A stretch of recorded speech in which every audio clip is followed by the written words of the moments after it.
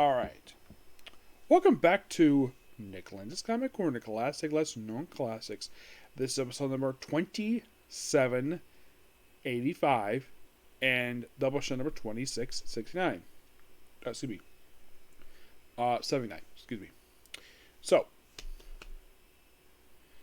in this one, we are discussing, first, we're discussing all the remaining issues discussed for Batman Chronicles. A quarterly comic, which I have discussed issues already for this book. And one of the issues is a follow-up to a popular Elseworld story. I'll get to basically what that one is. So, I had previously discussed for this series issues 4, 8, 12, and 14 and 19. So, I'm discussing issues 1 through 3, 5 through 7, 9 through 11, 13, and 2023.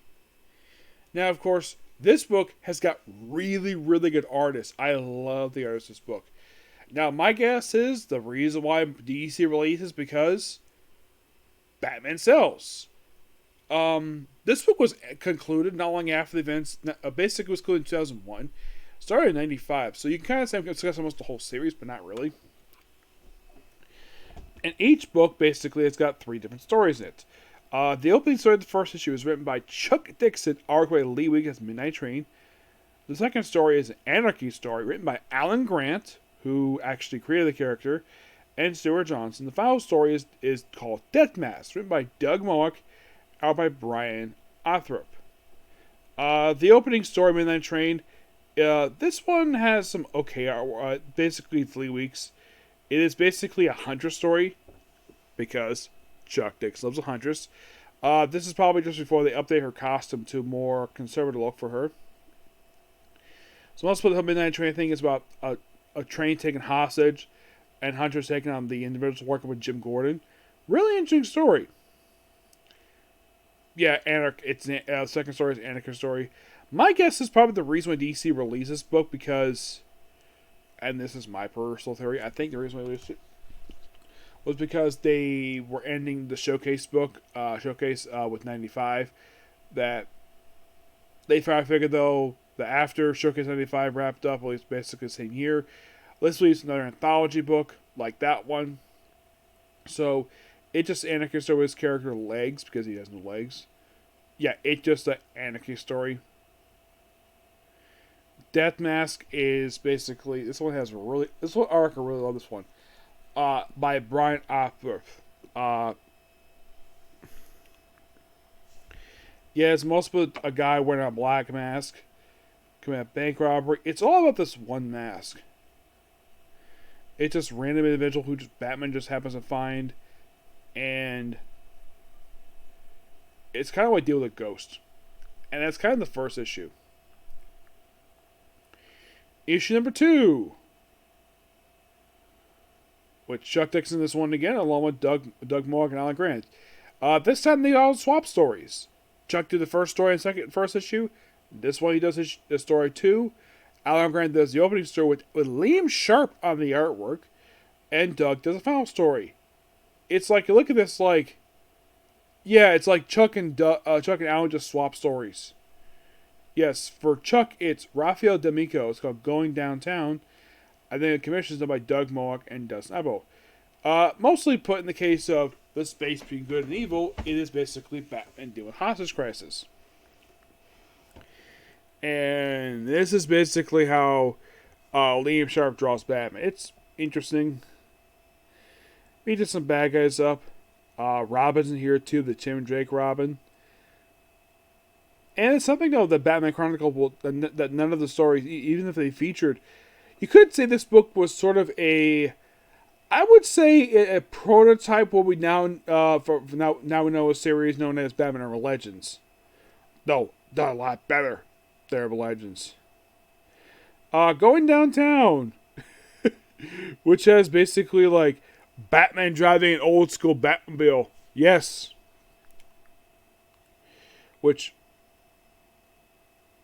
So it's like this short guy who drives the Bat train. It just follows this one guy around the whole issue. And looks like Batman is wearing his post-Nightfall costume. It looks similar to like It could be it, but I'm not sure. The last story is called Commissions. You think commissions must be like, oh, like an art story. Not really, no.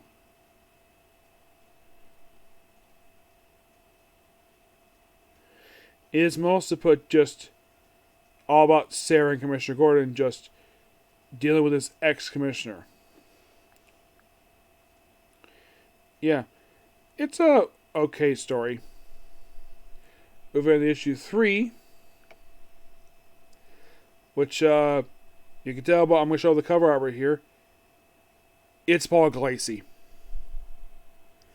Yep. It does listen to the cover, but I'm sure it's Paul Glacy cover. This one mostly it's like they kept Doug, they put Doug's story first. Chuck they kept basically second, and this one had Alan's third. Doug Mogg and did the opening, which was called Riddler Jinx Binks, which is a Riddler story, with Brian Flees and Bill Sienkiewicz in the artwork. Working My Way Back to You is Chuck Dixon and Gabriel Gecko. First is The Deepest Cut, the secret origin of Victor Zsasz. Alan Grant, this basically is backstory. With Jennifer Graves in the artwork. Yeah, the opening story is obviously a Riddler story.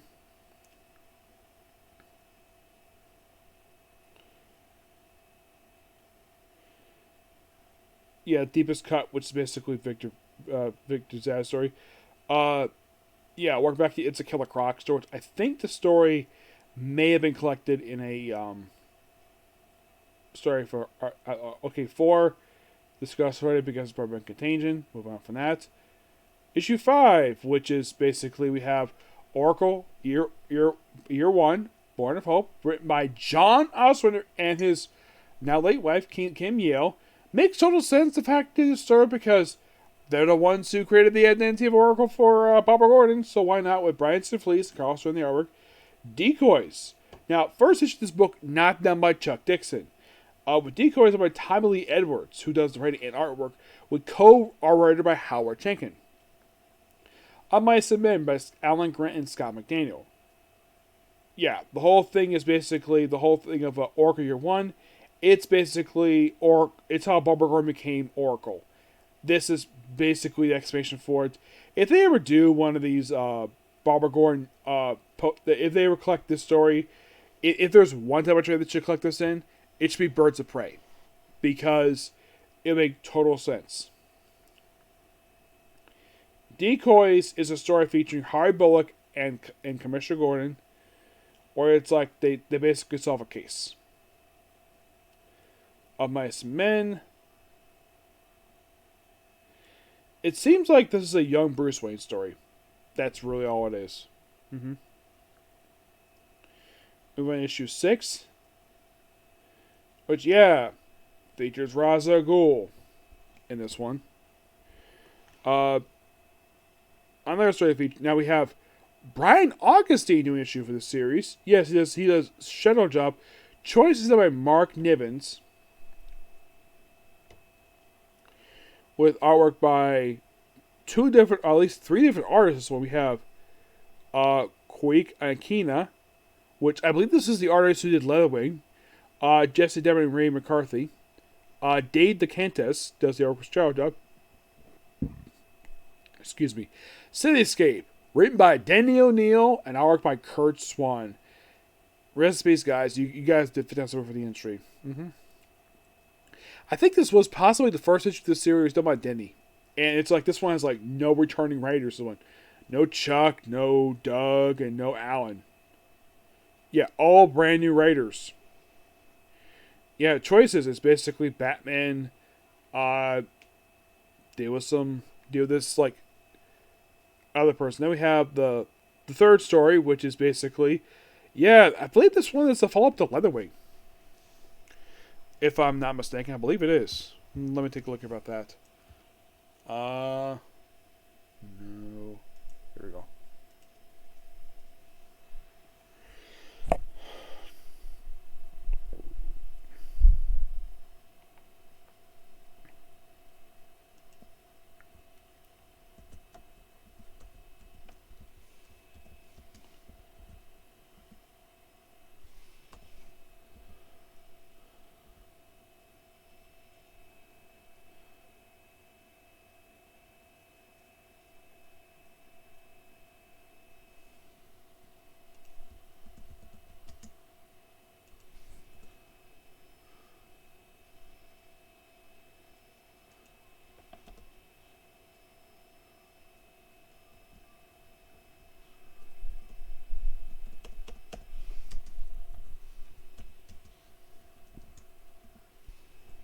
I mean, it looks like it's the art style.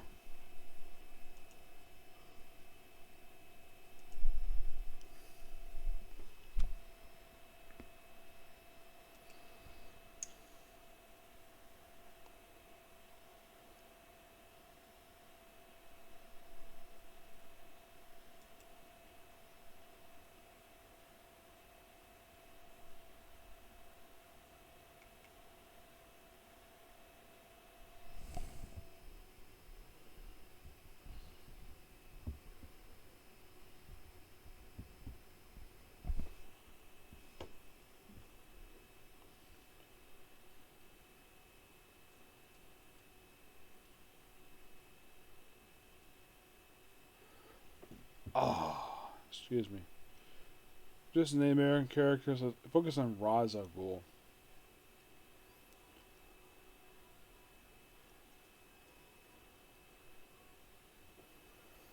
I think it's the opening story.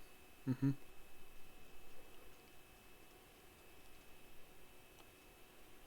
Yeah, just focus on Raza with this one. Shadow Job.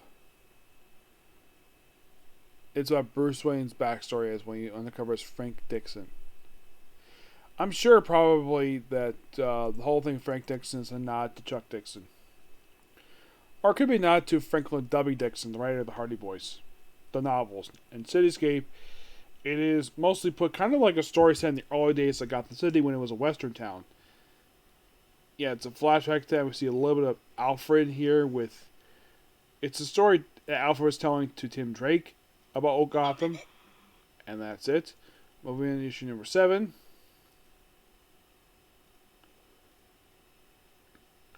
Where the opening starts by Jared with Lee Weeks. Yeah, World's Finest Equal Justice, obviously Batman Superman story. Then we have Riding a Bike, written by Devin Grayson. This is before the controversial 93. With Rafael D'Amico on the artwork. Mike Grell, who probably just came out a couple years after coming off Green Arrow, with Jim Aparo on the artwork. Yes. World's Finest Equal Justice is a Batman Superman story. Which, yeah. Like, you would think a title like that. Yeah, it's obviously a Batman Superman story. This, I think, was the first time they had a team-up story they could think of since they had the miniseries early 90s of World's Finest. Yeah. Really fun. Like Riding a Bike. Devin Grayson. Yeah, I think this is a Huntress story.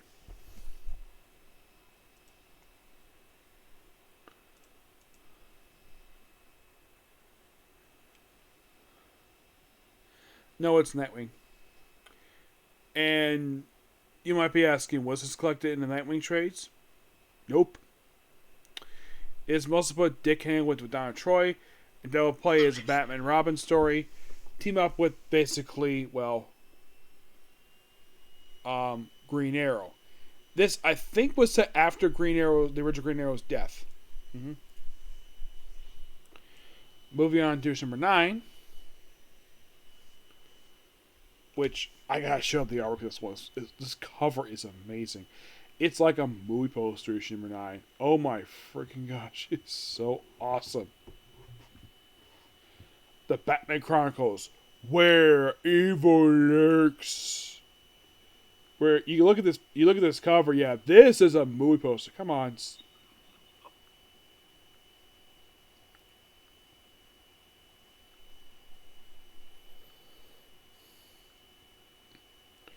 Here it is. Oh, thank you. There it is. What a gorgeous cover. You can tell by look at this cover, that is a movie-style poster. Yeah. And by far, out of all 23 issues of this series, that is my favorite cover. Because it is so good. The artist this one is Hugh Fleming. We have photo finish written by Devin Grayson, art by Deacon Ferrito. Just like Chuck Dixon back in the book with Dwayne Turner in the artwork. Oh yeah, Danny Mickey's doing the inking. Passion Fruit, written by Andrew Helfer and Cully Hammer. Photo finish, it's a story featuring Catwoman and Batman. Also, and then of course, the second story, it's all about Mr. Freeze. Passion's Fruit, it's Poison Ivy, obviously. Yeah, and that was actually printed in Batman Arkham Poison Ivy.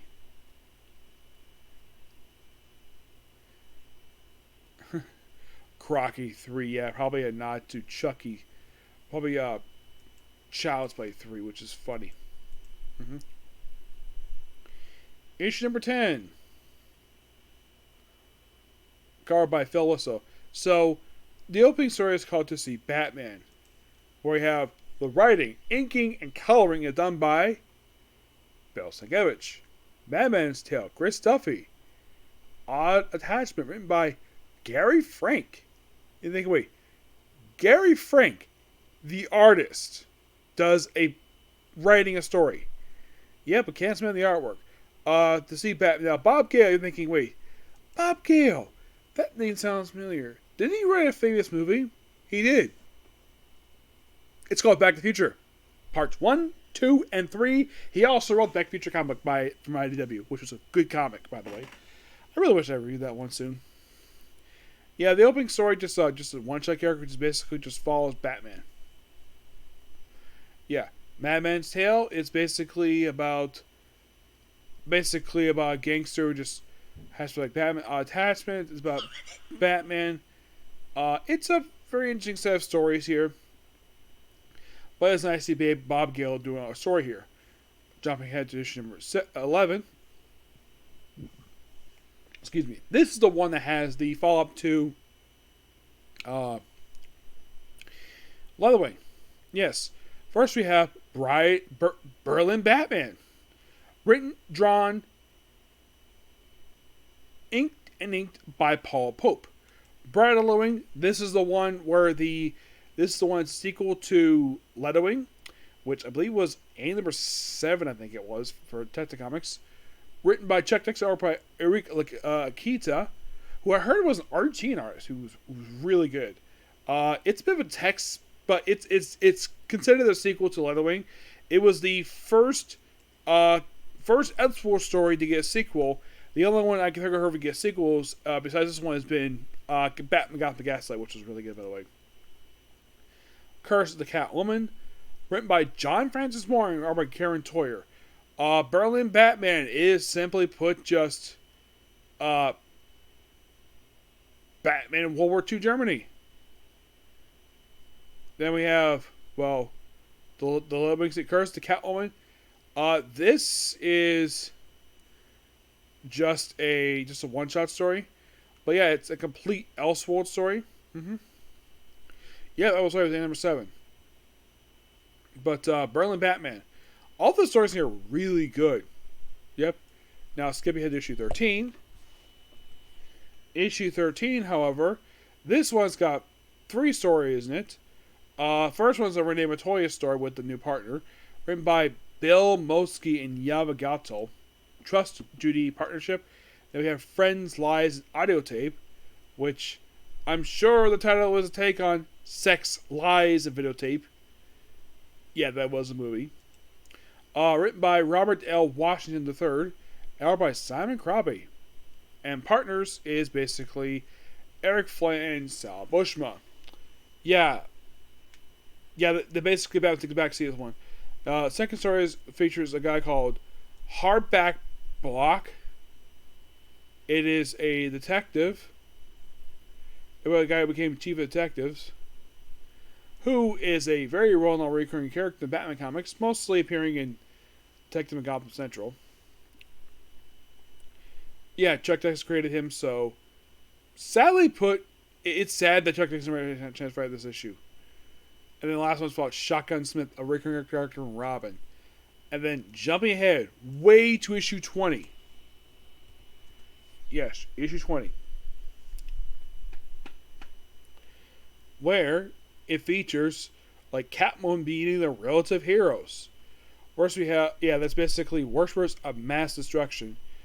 Those thinking, who the heck are the relative heroes?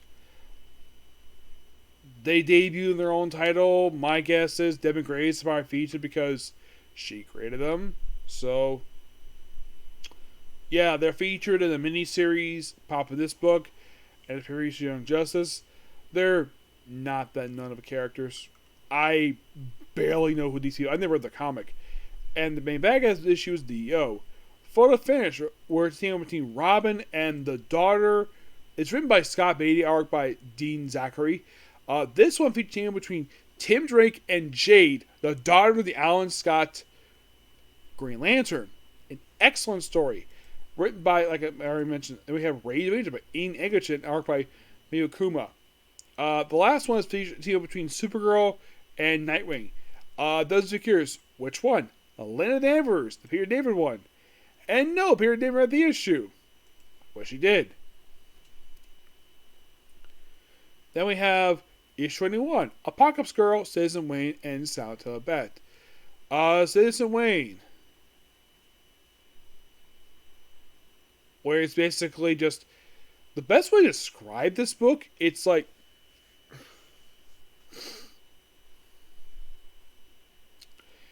it is basically Batman's take on Citizen Kane. Apocalypse Girl, which is written by Arnold Printer and Jacob Printer, who's the writing and inking. Who's written by Brian Michael Bendis, or by Michael Guttos, which I believe this was the first because I thought that basically Reese's Batman Universe first time Bendis or Batman, but no, this was the first time he wrote it. Yes, and then we have A Silent Tale of the Bat by Jordan B. Gorfinkel.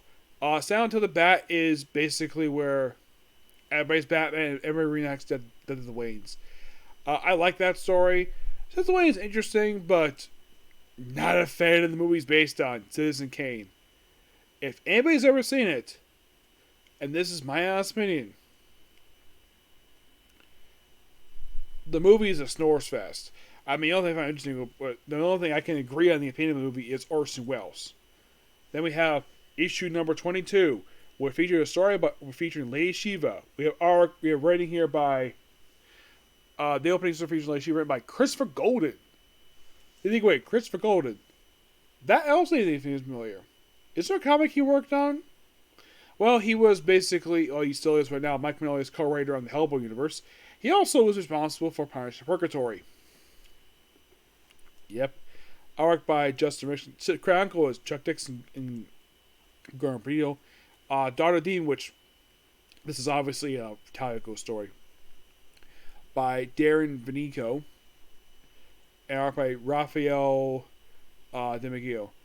Chronicle is basically all about spoiler. It's basically spoilers Uncle Dave coming to town. Yep, and then we move on to the final issue of the series. Issue number 23. The final issue. And get this. The only writer who wrote this issue, who wrote the first issue, is Doug Moak, who wrote it with Bob Hampton. Did the Bomb, the Bull, the Butler, and the Bat. We have Automotive, which is basically a train story by Michael J. Friedman. Art by Cam Smith. Then we have Mick by Jay Fur and Paul Ryan. For this one, Automotive, this may have been one of Michael J. Friedman's last story he did for DC. It's basically Batman Alpha taking the False Face Society. Automotive basically is about train stuff. The Mimic is a Jason Bard story. Now, those who are thinking, was this possibly one of Michael J. Friedman's last comics he wrote? I think so, because basically the most number one comes to mind when I think of him is Dark Stars. He also has issues on Flash, Green Lantern Quarterly, Justice League Quarterly. He did a bunch of stuff. He mostly is known for his Dark Stars and Next Generation book, which last issue for that came out in 1986. So this may have been one of his last books he did for DC Comics. Possibly, yes. But Batman Chronicles. Really good book. I didn't think any issue was bad per se. Yes, issue 9 has my favorite cover. My favorite story comes in issue 11 with the lettering follow-up. I'm going to give all the issues roughly a 9 out of 10. Next up is going to be more interesting because we have some Azreal discussed here. Yes, Azreal. We are discussing issues 31 to basically 39, 40 and 46, issue 1,000,000, and number 3 and 2 one-shots. So, yeah, basically 31 for Azreal.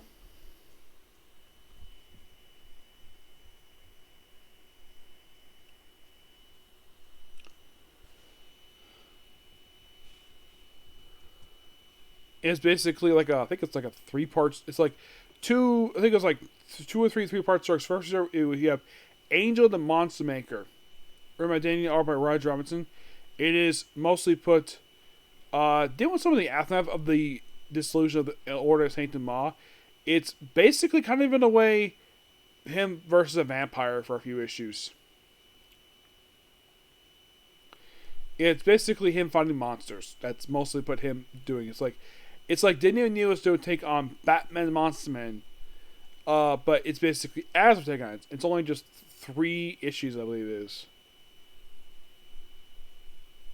Yes. 34 is a tie-in to Genesis. It's a weird story dealing with new gods. Maybe because it's drawn by John Byrne. 35 is a standalone issue where he teams up with Garth and his Hitman for an issue.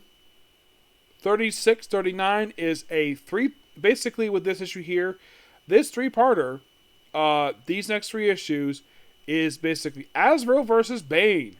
37 is an homage to Batman 497. It is basically Azrael's rematch with Bane. That's the whole thing with these 4 issues. It is a rematch with Bane.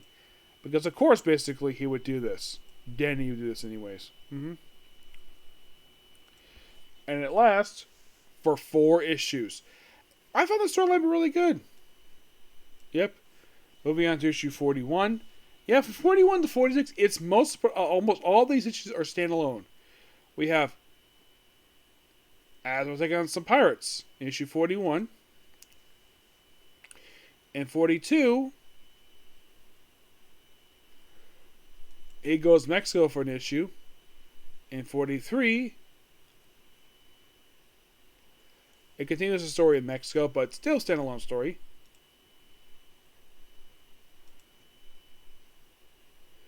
In 44, it's him versus Deathstroke. But here's the weird thing. It's not Deathstroke in the classic George Perez outfit. Nope. It's a blue and black costume. The ugly costume that he wore toward the end of his original solo book. Yes. It would be nice if Azreal fought that in the classic look. Nope, but nope. Then, yeah, this continues on for 2 issues. And I think like 3 issues. Yeah, basically 3 issues, which concludes with issue number 46. Issue 1,000,000 is simply put like a tie into 1,000,000. It's basically the one-shot debut of Azreal 1,000,000. Yep. But before we move on to the 2 one-shots, let's talk about the 3rd and final annual release of the series. Released in 1997. And it's called The Spence Heck. I don't think it was a story. Cover art by Mike Dalton. It is most of the stories called, the cover story is like The Cat and the Angel, but that's not the name of the story. It's basically The Vampire at Bat. And this is drawn by Jim Aparo, which is interesting. It is mostly put tempting on the guy called Rel. Catwoman's in the issue 2. Really fun annual. Well, there's 2 one-shots discussed. Next for Azreal, first we have is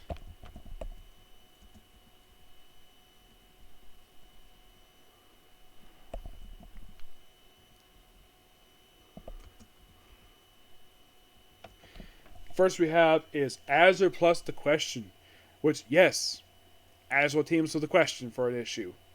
Why not? With Vincent Guerrero, who is the one of the artists of the main book. Barry Kitson is the artwork. Very interesting one-shot. Yeah, basically he goes to Hub City with Question for an issue. Really fun. But the next one is interesting to say the least. So,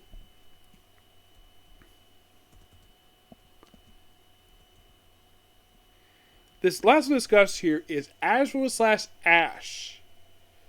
I don't know much about Ash, but this one shot is noteworthy for one really big thing. And what is it, might ask? It is the first time that Joe Quesada drew Azreal. He drew a Azreal comic first time since sort of Azreal miniseries. And this was the last time he did it because I don't think he ever did any more work with him.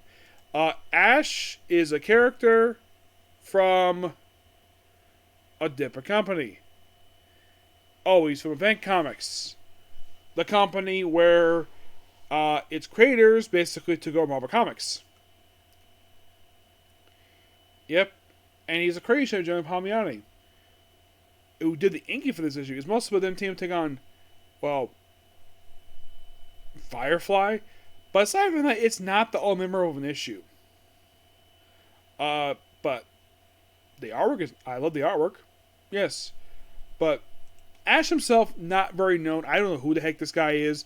I just decided to talk about this thing briefly because it's an Azreal one-shot. So why not? Yep. What do we give this stuff here? So, I should also point out that with issue 47, the book becomes Batman Agent of the Bat. And it means this title up until the final issue. So, when I talk about the remaining issues of Azreal, it'll be under this title. But as for the issues we got here, I love the annual. I love the question one-shot. I would say the storyline we had very much with Bane, I love that. The first set of issues were okay. They were interesting at best, not terrible. Genesis was weird, but probably by far a low point in these issues was him taking on Deathstroke when he's wearing his really bad costume. I don't blame Denny O'Neil for including in Deathstroke. I'm sure he wanted to. He may have loved the character. I'm not sure how he felt about the character at all. Given the fact at this point in time, which was 1998, he ran this point for about 17 years. And I think this was best. I think it was just after his book got canceled after 60 issues. But don't worry, in Titan basically just like a year after this. So yeah, I think it was like a little over a year after this. He goes back wearing the classic costume. Yep. But the annual, I love the annual. Probably by far the weakest stuff here for these Azreal stuff is the Azreal's Ash, because I didn't know much about Ash at all. And probably also the opening 3 issues of Azreal. Okay? I'm talking here. So, with that also, I was consider reviewing issue 50, but turns out I reviewed issue 50 already. So, with this, I reviewed the first 61 issues for the series. And you probably think, okay, because the first prime lasted 100 issues. Does that mean you have 29 left? No, it's actually 28 left. Because I reviewed issue 91. I think it's part of the Batman Bruce Wayne murder stuff. Let me take a look at that here.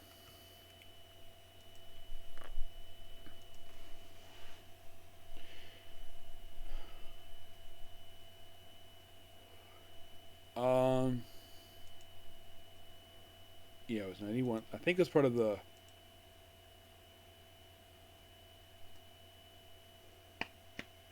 Oh, yeah, it's basically Batman Bruce Wayne Fugitive. Yep. Which was an issue where he wears his all bat costume from Nightfall. Yep. So, the main issue I'll discuss here is basically issue 62 to 90 and 92 to 100. And that's it. Sadly put, there is... I should point out, though, there is no more annuals for Azreal. Now, with this also, I'm almost done discussing Azreal Volume 1. Volume 2 will not take very long, because it's like... Well, I've already reviewed the last 6 issues already, so I got about 12 issues to go for that one. So, overall, I have about 40 issues to discuss for Azreal, and that'll be done. Now, when I finish Azreal, what I'm replaced with, I have not decided yet. But I do know what I'm replacing Batman Chronicles with. Yes. I'm replacing that with, of all things, Harley Quinn. Yeah, I'll be discussing the last trade, the collect issues from Volume 1. And then that replaced with Superman Batman. I just want to go through some quick series, get them done, discuss those, and move on to something else. Okay, so that's the particular view. Please be sure to like, comment, subscribe, turn notifications, and do hit the like button. Next up, Fair Frame Episode 2. Bye.